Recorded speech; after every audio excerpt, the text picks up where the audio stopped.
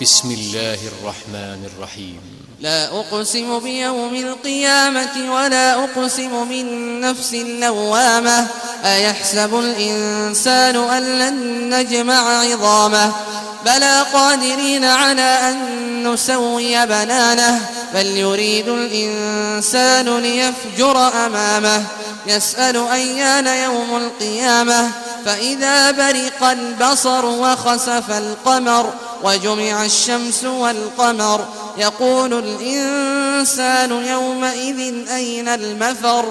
كلا لا وزر إلى ربك يومئذ المستقر ينبأ الإنسان يومئذ بما قدم وأخر بل الإنسان على نفسه بصيرة ولو ألقى معاذيره لا تحرك به لسانك لتعجل به إن علينا جمعه وقرآنه فإذا قرأناه فاتبع قرآنه ثم إن علينا بيانه كلا بل تحبون العاجلة وتذرون الآخرة وجوه يومئذ ناظرة إلى ربها ناظرة ووجوه يومئذ باسرة تظن أن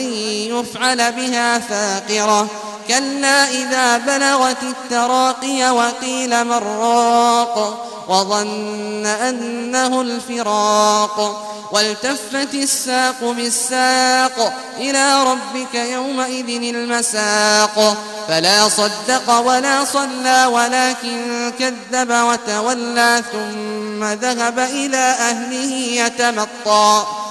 أولى لك فأولى ثم أولى لك فأولى أيحسب الإنسان أن يترك سدى ألم يك نطفة من مني يمنى ثم كان علقة فخلق فسوى فجعل منه الزوجين الذكر والأنثى أليس ذلك بقادر على أن يحيي الموتى